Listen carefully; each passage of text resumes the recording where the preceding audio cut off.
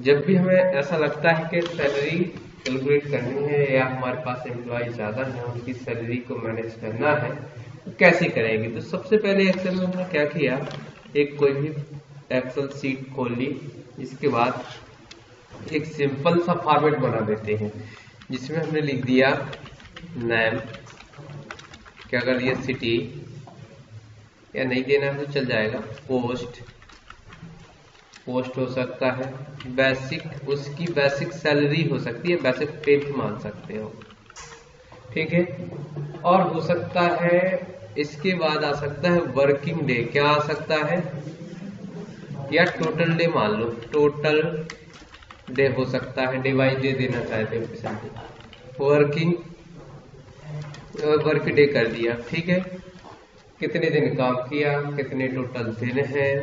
फिर हम थोड़े से आगे बढ़े तो यहाँ अमाउंट कैलकुलेट कर दिया कि इतने कितने दिन आया, तो सैलरी उसकी कितनी बनी।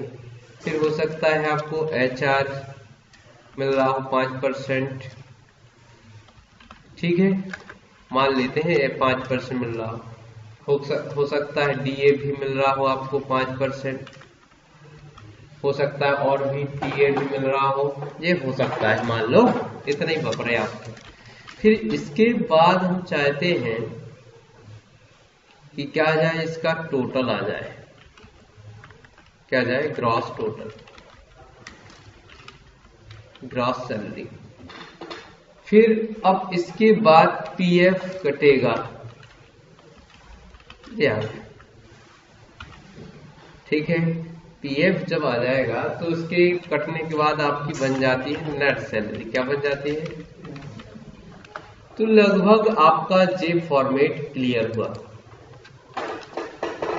ठीक है।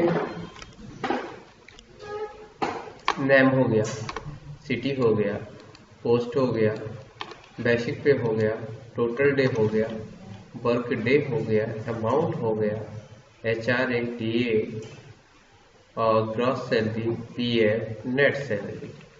एक फॉर्मेट हमने तैयार कर लिया। अब फॉर्मेट तैयार करने के बाद अब इसमें हम डेटा भरने की बात आती है, तो मान लो हमने लिख दिया Ram, city Deori, post manager. अब पोस्ट मैनेजर जब लिखा तो मैनेजर पोस्ट में क्या क्या है अपन लिख देते हैं, ऑफिसर रहेगा, क्लर्क रहेगा और एक पियून भी हो सकता है। ऐसी 4 पोस्टें हमने आइडेंटिफाई की हमारे ऑफिस में, ठीक है। अब मान लो मालिक ऑनर आप हो सकते हैं, हो सकता है मैनेजमेंट दिया हो तो आपने एक सीट बना के दे दी कि बस इससे ज्यादा आपकी सैलरी नहीं होगी। तो यहाँ पर हमने फॉर्मूला तैयार किया, क्या किया, इफ यदि मान लो अभी C2 है तो C2 का मान बराबर है मैनेजर, तो उसकी सैलरी 30,000 आना चाहिए। कितनी आना चाहिए, वाई डिपार्ट सैलरी कितनी आएगी, 30,000। यदि मान लो फिर से हम कामा लगा के इफ ब्रैकेट चालू करके C2 का मान बराबर है किसके, ऑफिसर के, तो क्या आना चाहिए सैलरी, 25,000। फिर यदि आपने कहा C2 का मान बराबर है किसके, क्लर्क के, तो क्या आना चाहिए, उसकी सैलरी होना चाहिए 15,000।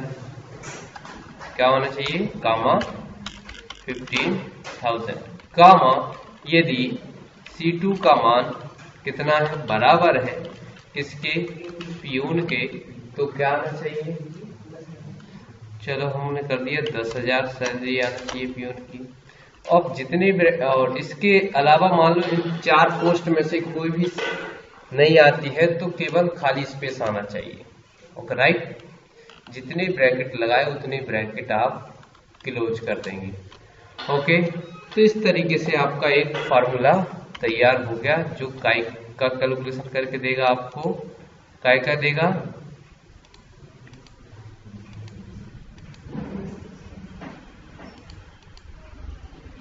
काय का कैलकुलेशन करके दे रहा है आपको, बेसिक पे का, जी हमें लगाना है बेसिक पे में, क्लियर।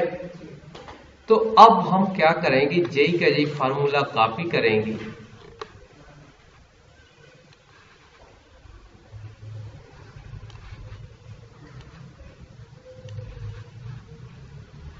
ठीक है, कॉपी किया और इधर जाके हमने पेस्ट कर दिया, और यहां पर क्या लगा दोगे, केवल बराबर का। तो आया कुछ समझ में कि नहीं आया? ये फार्मूला हमें जरूर याद रखना है कि कैसे कैलकुलेट किया हुआ है। यदि एक ही फार्मूला है सभी जगह, देखो ध्यान से एक लाइन बस याद रख लो, यदि C2 का मान बराबर है मैनेजर तो 30,000, फिर कामा यदि C2 का मान है ऑफिसर तो 15,000 है, 20,000 है, 25,000, यदि C2 का मान है क्लर्क तो 5,000, 10,000, ठीक है। तो इस तरीके से हमने फार्मूले लगा दिया।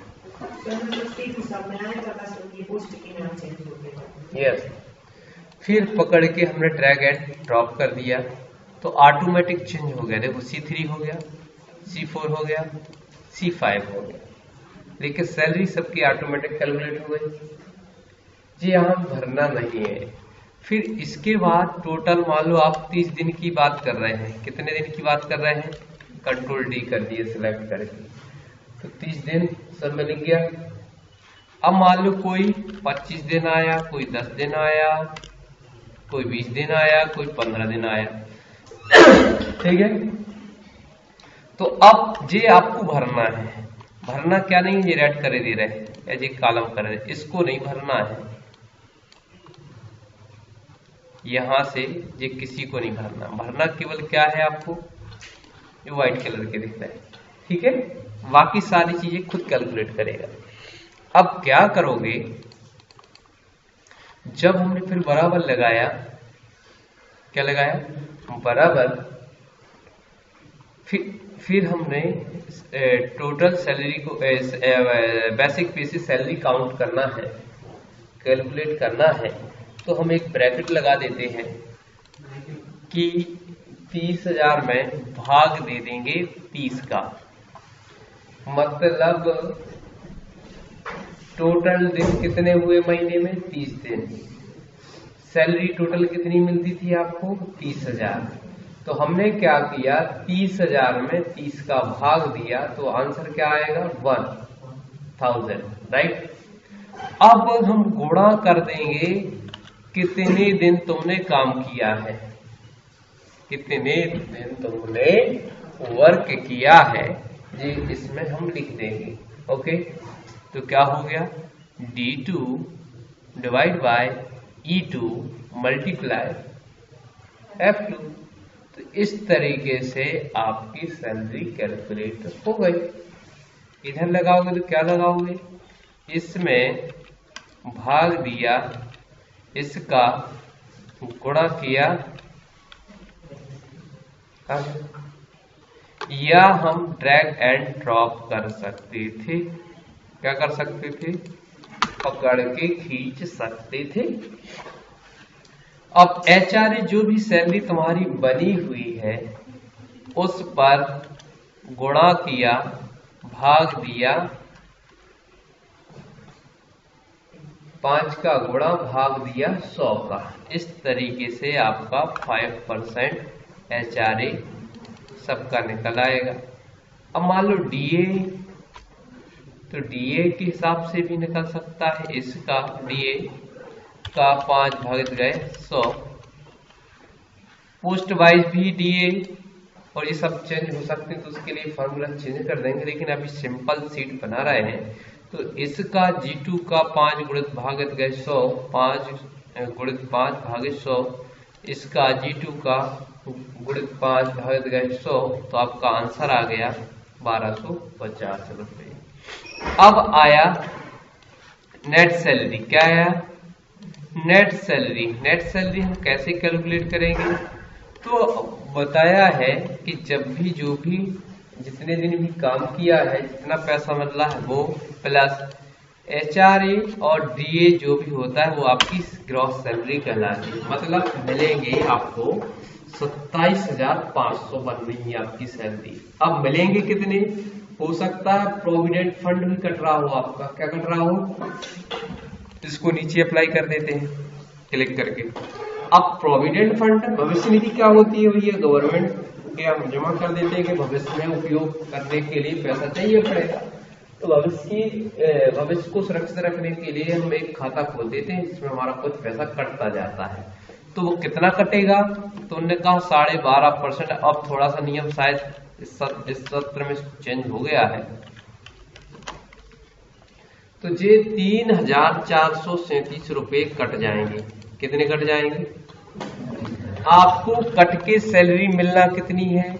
अब आपने किया ग्रॉस सैलरी माइनस क्या किया?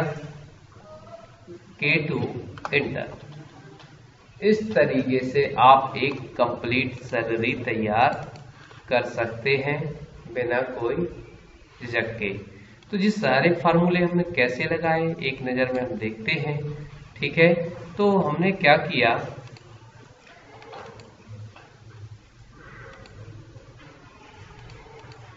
दिख रहा होगा इतने। ठीक है, तो हमने क्या किया, कैसे कैलकुलेट किया? तो ये तो हो गया हमारा बेसिक पे का। किसका हो गया? बेसिक पे। बेसिक पे के बाद चाहिए हमें अमाउंट में। तो अमाउंट में आपने जो लगाया है बराबर हम यहाँ नहीं लगाएंगे, तो हमने लगाया या तो सीधा ब्रैकेट भी लगा सकते हो। क्या किया है हमने? D2 डिवाइड किया E2 से, गुणा किया किससे? F2 से। जे एक फार्मूला लगाया हमने, कहां पर लगाया? यहां पर। ओके, फिर HRA में जो हमने फार्मूला लगाया जे था तुम्हारा अमाउंट वाला भाग, बाजू में लिख दे रहा है अमाउंट। कहां लगाया? अमाउंट में लगाया। ओके, या आगे लगा सकते हो। लो,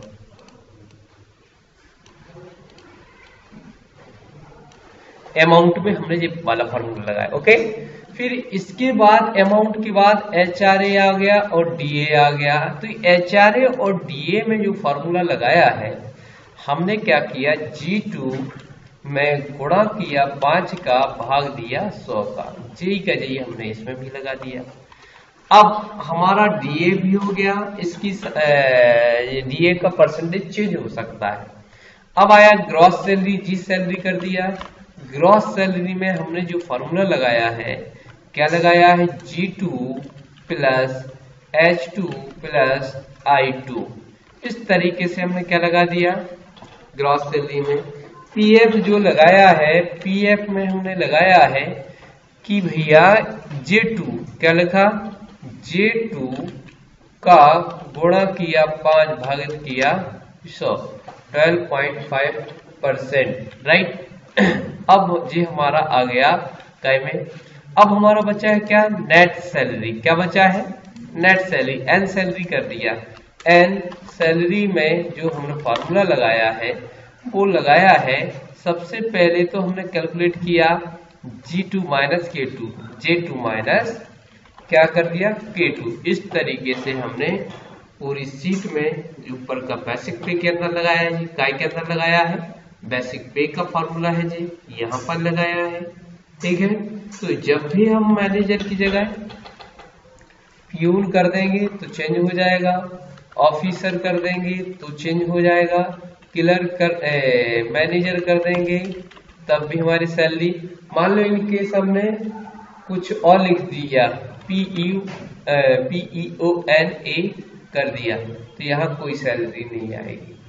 इसका मतलब है यहाँ पर ये पोस्टें ही नहीं है। कौन सी नहीं है?